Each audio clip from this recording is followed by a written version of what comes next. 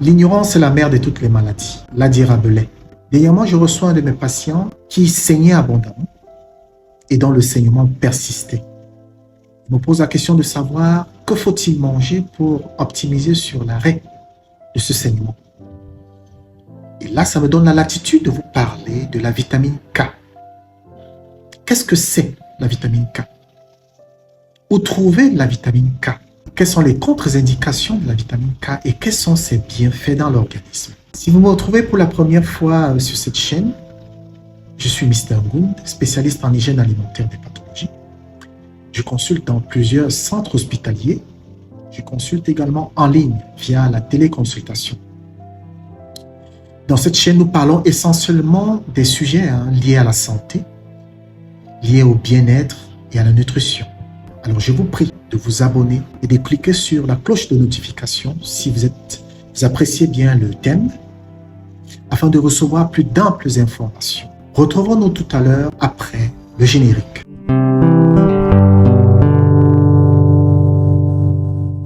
La vitamine K est la vitamine de la coagulation. Elle est indispensable au métabolisme. Elle est liposoluble. Un peu comme la vitamine E, la vitamine D, la vitamine A. Elle se stocke et se dégrade dans les lipides et les graisses. Dans les années 20, le chercheur biochimiste Carl Peter Dahn fait une expérience avec ses poulets. Il prodigue un régime assez maigre, un régime assez pauvre à ses poulets. Et plus tard, 1 ou 2 semaines, 3 semaines plus tard, il se rend compte que les poulets développaient une hémorragie persistante. Alors là, il se rend compte qu'il y a une substance qui manquait. C'est la vitamine K. Vous allez constater qu'il y a un terme qui revient, la coagulation. C'est quoi la coagulation?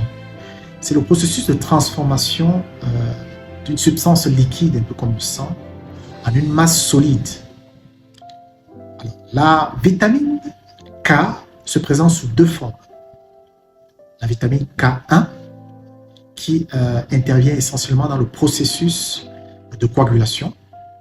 La vitamine K2, qui intervient dans le processus de calcification des tissus mous. Dans quel aliment retrouver de la vitamine K? Surtout la vitamine K1. On la retrouve généralement dans les crucifères, à l'instar des choux blancs, choux rouges, le brocoli. On retrouve également dans l'avocat, oui. On retrouve également dans le brocoli, pour ne citer que cela. La vitamine K, K2, on la trouve généralement dans les aliments fermentés, à l'instar du lait caillé, par exemple, le yaourt, le fromage. Quels sont les bienfaits de la vitamine K? Son principal bienfait, c'est l'effet coagulant. On en parlait tout à l'heure. La vitamine K également aide à optimiser la fonction cardiovasculaire. La vitamine K nous aide également à renforcer notre système immunitaire. Il aide également à fixer le calcium dans nos os, c'est tous.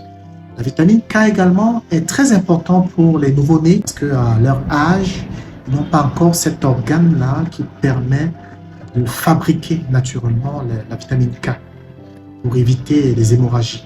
Maintenant, parlons des contre-indications de la vitamine K. La vitamine K est déconseillée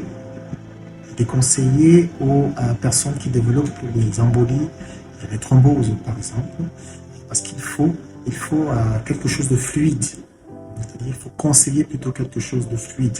Alors que s'ils suivent un protocole qui les aide justement à fluidifier le sang, en consommant des aliments très riches en vitamine K, surtout en vitamine K1, et qui ne favorisent pas justement la fluidité du sang, ça ne va pas les aider. Ils ne vont pas optimiser leur santé. Donc voilà ce que j'avais à dire concernant la vitamine K. Alors retrouvons-nous à la prochaine vidéo. Merci.